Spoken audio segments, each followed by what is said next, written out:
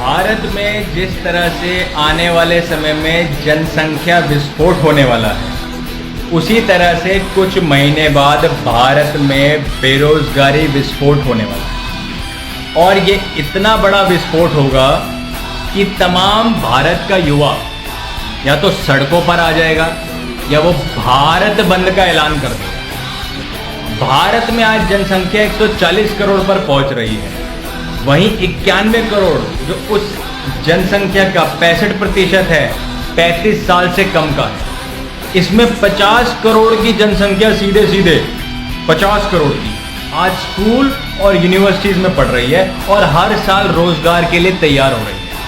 परिवार, समाज, रिश्तेदार मोटा मोटा पैसा अपने बच्चों की शिक्षा पद्धति में खर्च कर रहे हैं। एक नॉर्मल BCA या मैकेनिकल इंजीनियरिंग करनी हो तो 7 से 10 लाख की कहानी हो। वहीं बचे हुए 41 करोड़, उसका 90% जो युवा है वो आर्थिक रूप से इतना कमजोर है, एलिजिबल तो है लेकिन इतना कमजोर है कि उसके लिए रोटी, कपड़ा, मकान ही एक बहुत बड़ी चुनौती है, जो किसी भी तरह की मल्टीनेशनल कंपनीज, कॉर्पोरेट सेक्टर्स और to the high society jobs में अप्लाई ही नहीं कर सकता बिकॉज ऑफ हिज पॉवर्टी, सामाजिक भेदभाव। अब बचे कुछ जितने युवा हैं मेरे, उसमें कितनों के पास रोजगार है, नहीं है, ये एक आंकड़ों का विषय है जो भारत सरकार के पास नहीं। अब इससे होगा क्या?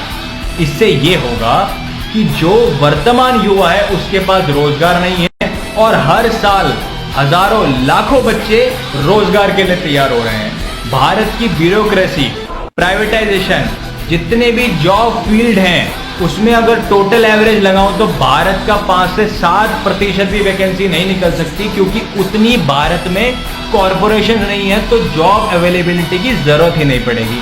अगर आज आपके भारत में 91 करोड़ युवा है जो 45 करोड़ स्कूल और यूनिवर्सिटीज में पढ़ रहा है, बाकी का बाहर बेरोजगार घूम रहा है, अगर उतने करोड़ रोजगार आप नहीं क्रिएट करोगे तो आने वाले 5 साल में 5 ट्रिलियन इकोनॉमी तो छोड़ दीजिए, पूरे समाज का ही बत्ता बैठ जाएगा।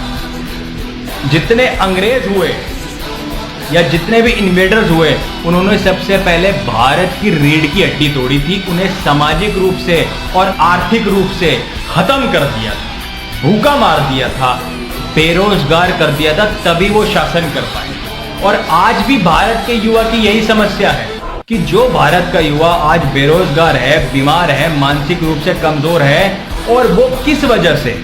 इस घटिया शिक्षा पद्धति की वजह से, प्रशासन की वजह से। हमने पिछले 75 सालों में कोई रिफॉर्मेशन नहीं करी एज अ कंट्री, कोई इनोवेशन नहीं करी एज अ कंट्री, कोई क्रिएटिविटी नहीं करी एज अ कंट्री। किसी भी सरकारी ठेकेदार विद्वान के पास इतना समय नहीं है कि रोजगार के ऊपर 5 मिनट कहीं बोल सके।